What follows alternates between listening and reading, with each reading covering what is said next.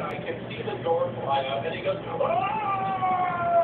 Oh my God!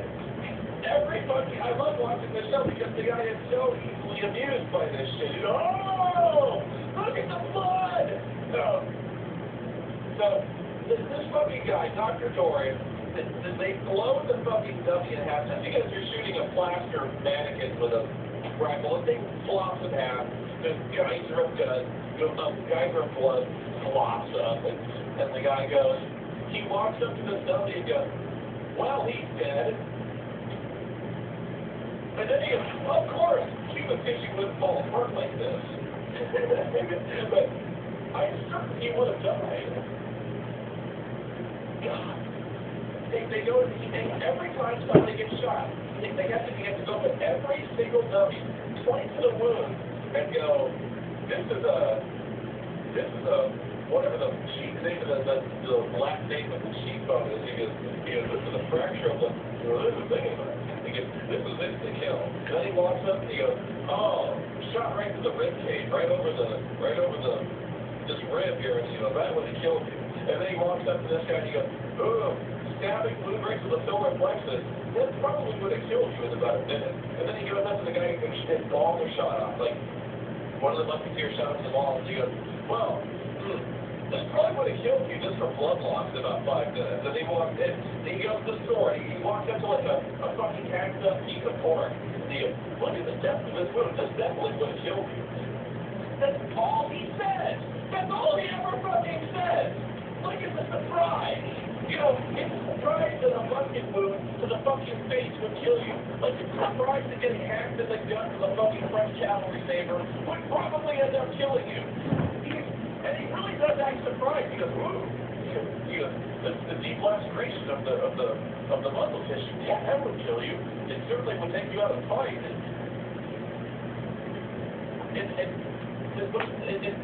Sometimes the wrong to these mannequins, oh, he's been shot in the head. This probably wouldn't kill you. So this weapon's better. He's not talking about. Like they take the accuracy of the man firing the weapon and then use to judge the goodness of the weapon. Ignoring the versatility, the utility, God damn it. But yeah, Dr. Dorian is still around. I don't know why. But who's not around, and who's definitely not around, is the guy who, Max Geiger. I fucking remember his name. I can't believe I remember he's so good. I remember Max fucking Geiger. I'm a favorite for it. Because they're not using the much touted simulation software from Slithering Studios. No, they have a new guy who has a new piece of software, and it's better. They even say it's better because it takes into account more stuff. It simulates the shit more times, and it takes into account X factors. What are the X factors? Well, I'm glad you asked, because this is where the show is different. Over the course of the show, either because I really puzzle over the motivation why this changed. I don't know if it's because they can no longer deny, like, when you're talking about Washington and Napoleon, you can't talk about these guys without talking about their generalship, their leadership capabilities, the environment which they fought in, and the resources they had to deal with, and the relative size of their armies. You can't talk about these two as if you're talking about fucking Rashad Evans pairing up with another, like, light heavyweight in a fight. You can't do a tale of the tape. They do. They actually they go, oh, George Washington, well, he was 6'2", 200 pounds. Napoleon was 5'6", 140 pounds. Right there, I got a problem with this matchup. Because you've got guys who are dealing with they're dealing with unique health issues, each one of them. But you're also like heavyweights in a fight. You can't do a tale of the tape. They do. They actually they go, oh, George Washington, well, he was 6'2", 200 pounds. Napoleon was 5'6", 140 pounds. Right there, I got a problem with this matchup. Because you've got guys who are dealing with they're dealing with unique health issues, each one of them. But you're also dealing with guys outweighed by 50 pounds in a sword fight. and he's got almost a half foot of, he's got 8 inches of height on the guy. So he's a head higher, and he outweighs the motherfucker. So, like, you can imagine watching this over-American fucking Napoleon. Especially after Napoleon, as we've seen, is a big fan of the Ziggy Pig. The dude likes his glass thing. So, I'm just saying, the guy had an ulcer.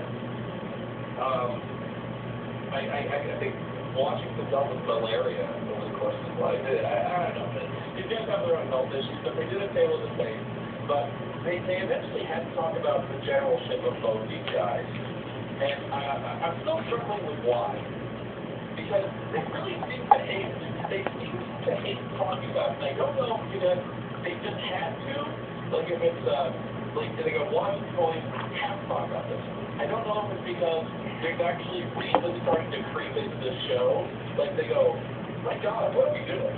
We have to talk about at some point the terrain, the leadership, or I don't know if it's because we're dragging them kicking and screaming into some kind of scientific or at least contextual accuracy with these discussions. Because they hate it. You can tell they hate talking about this. This show is so about the visual, visceral nature.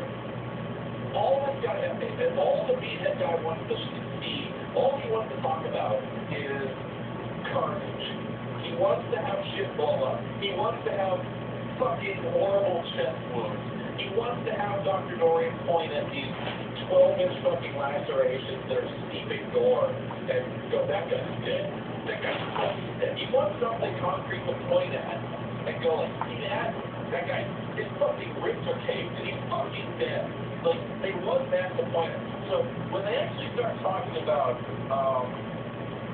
the quality of leadership, they have to intercut it with stock footage. They have all this recreation footage of the Napoleon, like riding over a hill with a saber raise. They have to have this footage of cannons firing and people dying and exploding and fucking Russians getting blown apart by Bonaparte. Washington plotting battle strategy. Like even the stuff that talk about how smart these guys are. They have the recreation footage of Washington sitting at a table with like a glass of brandy and like looking over a map and like here. We have to blockade them at the Chesapeake Bay here. So, what the hell? And so they have to make it as visual as possible. So instead of just doing what I would have done, which is if you were giving me this task of like, okay, no, you got to make this show where you have to pick who wins Napoleon versus Washington, and they go, okay, well, there's a lot of factors. I would probably talk to several historians and posit them in this situation. Let's just say, like, if Napoleon were to invade colonial America, what would happen? What form would this battle likely take? This is essentially what's called speculative fiction, where you just kind of write history as you were in the heads of these world leaders. So that's probably what I would have done is basically filmed the documentary talking about these experts kind of getting together and having a powwow and talking about likely strategies that these two would employ, the forces they would bring to bear. I would talk about the weapons as well, and the suitability of those weapons given the type of combat they specialize in. And also, the battleground that it would have been really boring. Here, they have to find some really interesting way to talk about this.